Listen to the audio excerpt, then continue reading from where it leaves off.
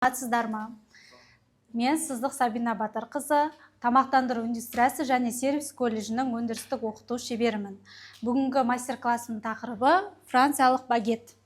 Ең алдымен франциялық багеттің тарихына көз жүгіртіп өтейік. Ең алғаш 1920 жылы Францияда наубайшыларға арналған заң қабылданды, яғни сағат 4-ке дейін жұмыс істеуге тыйым салынды. Сол себепті осыған байланысты наубайшылар осыған бейімделу үшін нанды тез көтерілетін, тез пісетін нанды пісіре бастады. Осылайша багет пайда болды. Қазіргі таңда Францияда бұл багет тек қана жай нан емес, ол француздардың мәдениетінің символына айналды. 1993 жылы декрет пайын заңы қабылданды. Ол жерде багеттің құрамына ұн, ашытқы, су және тұздан тұрады. Ешқандай консерват қолданылмайды және де қоспалар қолданылмайды. Және де 2022 жылы ЮНЕСКО-ның материалдық емес мәдени мұралар тізіміне енді. Бұл багеттің әлем үшін және Франция үшін маңыздылығын растайды. Енді бірінші кезең қамыр илеуді бастаймыз. Қамыр илеу үшін бағана айтып өткендей ұн, закваска, ашытқы және де су, тұздан қосып илейтін боламыз. Қамыр илеу машинасында 22-28 градуста 20-25 минут илейміз. Себебі оның құрамындағы ақуыздар үлкейіп, қамыр серпімді болғанға дейін. Енді бізде алдын ала дайындалған қамырымыз бар. Қамырды илегеннен кейін жарты сағатқа қоямыз. Жарты сағатқа қойып, әр жарты сағат сайын қайта илейтін боламыз. Ол үшін міне қамыр уже көтеріліп тұр. Қолымызды сулап аламыз да, міне ортасынан көтереміз. Көтереміз да бір тастаймыз. Және де тура осылай екінші рет қайталаймыз. Қарама-қарсы жағынан осылай и екі шетінен дәл осылай қайталаймыз.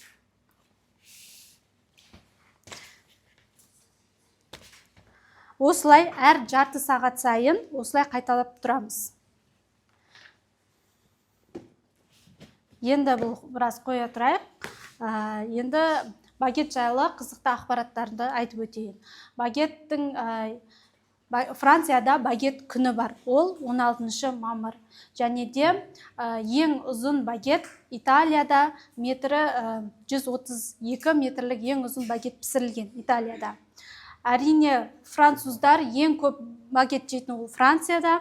Орташа есеппен алған кезде адам басына бір жылына 160 багет желінеді. Және де багеттің дәстүр бойынша багетті кесіп емес, үзіп, қолмен үзіп жейтін болады. Енді біз келесі кезең бөлшектеуге кірейік. Бөлшектеу үшін жерге емес, так. Қамырды алып, 300 граммнан қамырды бөлшектейміз. Мұна уже бізде дайын қамыр. Қамырды бөлшектеу үшін.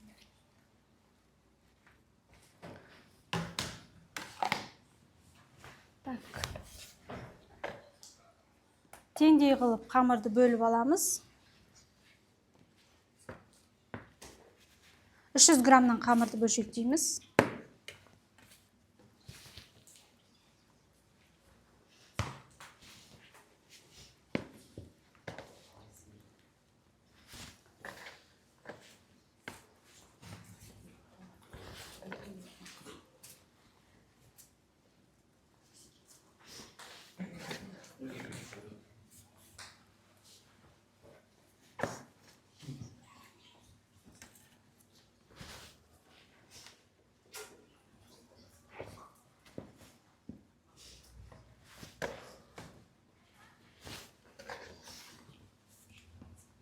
Қамырды бөлшектеп болғаннан кейін біз қамырға пішім беру үшін ең алдымен батон түрінде дайындап қоямыз.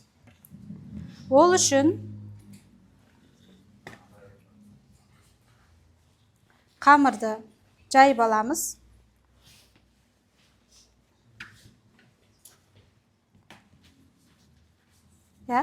Қамырды осылай жайып аламыз да, екі жағынан бір-біріне былай бүктейміз.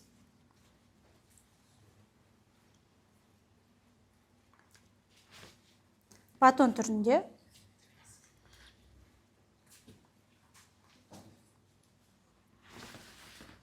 Осылай төртеуін қайталаймыз.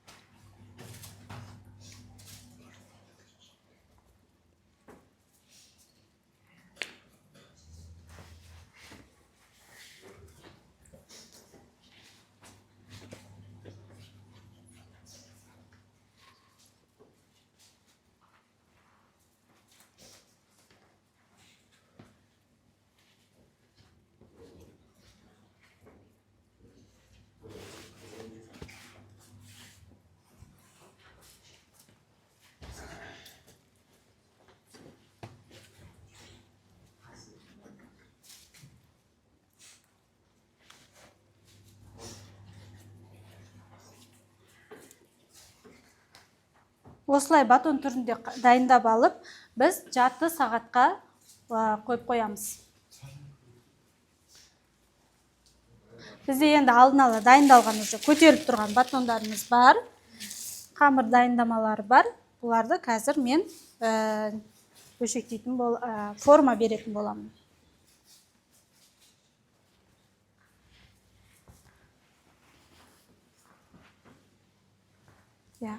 Бетін жауып, жарты сағатқа қоямыз.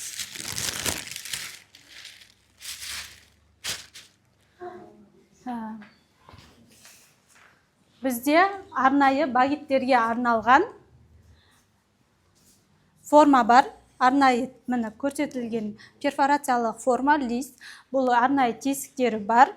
Және де пешке салған кезде осы тесіктер арқылы бір қалыпты пісетін болады. Арасы жабыспайды. Формасын сақтайтын болады. Енді багетке пішім беру үшін бірінші басып аламыз. Мына ауа көпіршіктерін шығарып тастауымыз керек. Себебі піскен кезде әртүрлі бір жағы көтеріліп, бір жағы көтерілмей қалуы мүмкін. Осылай ашамыз да, енді екіге бүктейміз. Екіге дегенде ортасына қарай қайтадан міне ортасына және де екіге бүктейтін боламыз. Бұл ең багетті дайындалу технологиясы осындай болады.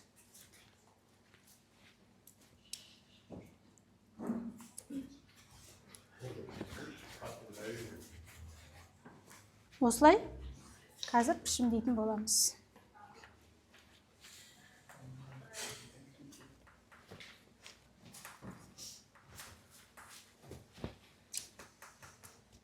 Қаттырақ ауа көпіршіктерін шығарып тастау керек басып.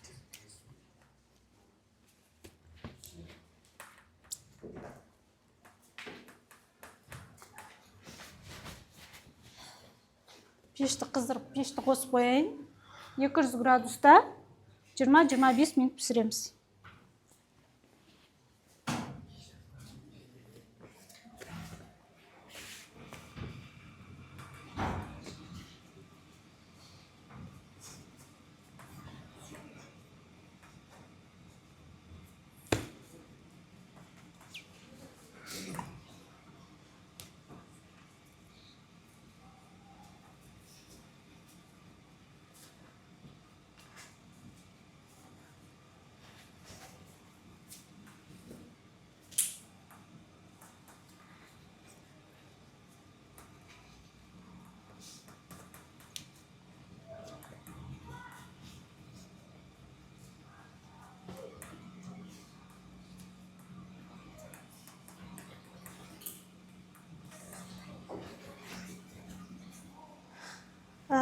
Багетке пішім берген кезде екі жақтан былай созамыз да, ұштарын шығаруға болады. Бірақ қатты ұшты қылып шығарып жерге болмайды. Себебі піскен кезде ол күйіп кетеді, қатып қалатын болады. Осылай үлкейтеміз.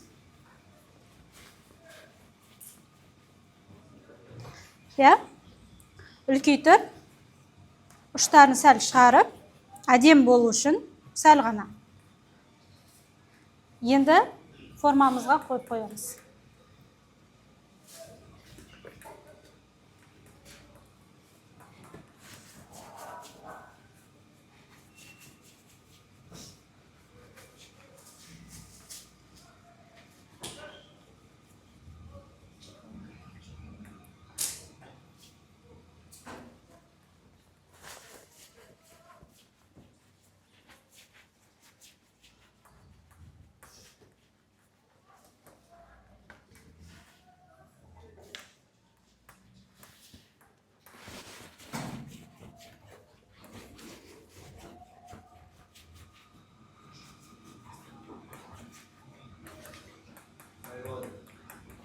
мінекей. Осылай енді расточный шкафқа тағы да 40 минутқа қойып қоюымыз керек. Бұл көтеріледі.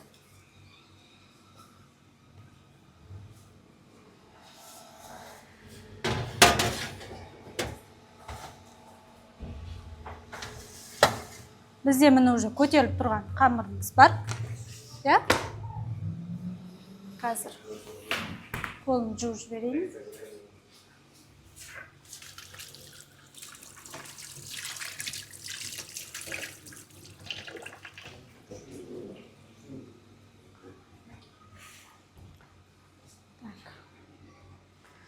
Енді қамырды багеттің үстін кесетін боламыз. Арнайы дәстүрлі багеттерде 5 кесік болады. Ол үшін 45 градуста кесетін боламыз. 5 тілікке тез жылдам кесуіміз керек. Үстіне сәл ұн сепсек те болады. Немізге жабысып қалмау үшін ұн сеуіп кесуіміз керек.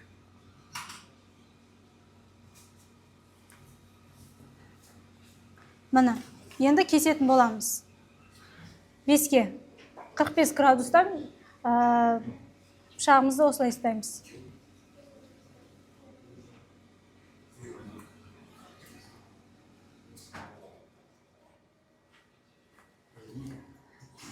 Бірінші ана көзбен ұзын бір линия жүргізіп алуымыз керек та, сызық сол бойынша кесеміз.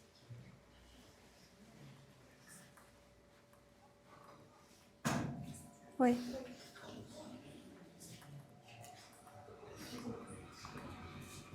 Мына багетімізді енді пісіруге қоямыз.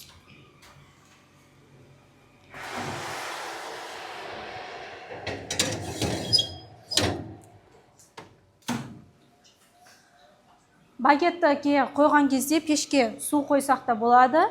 Және де осы конвекционный пеште бізде арнайы суға жалғанған нүктені басып су шашақта болады. Мына қазір көрсетем. Мына су шашылып жатыр. Сол кезде багетіміз қытырлақ болып шығады. Енді бұл 20 минут піседі. Бізде 30 минутқа қойып қояқ. Енді бізде мінекей багеттеріміз дайын, пісіп шықты. Енді бұл қытырлақ болады. Қараңыздар, міне дауысы да естісеңдер болады. Қытыр-қытыр етіп жатыр, Бұл енді ішін кесіп көреміз. Іші мынандай ауа көпіршіктері болу керек.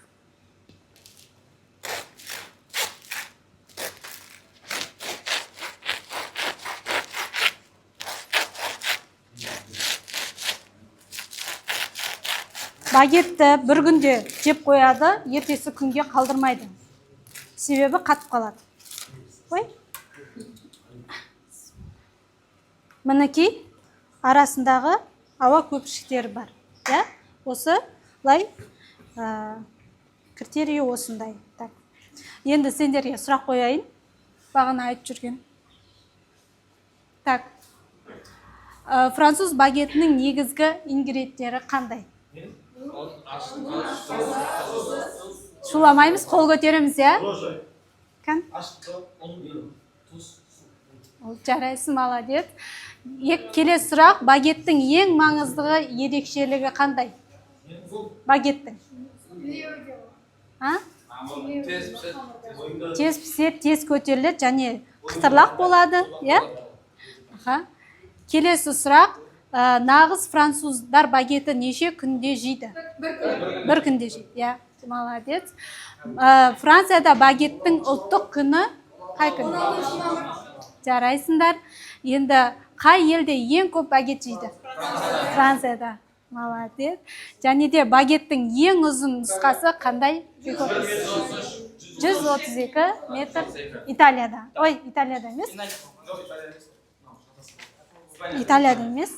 Италияда. Молодцы. Жарайсыңдар. Бүгінгі мастер-классыма келгендеріңе рахмет.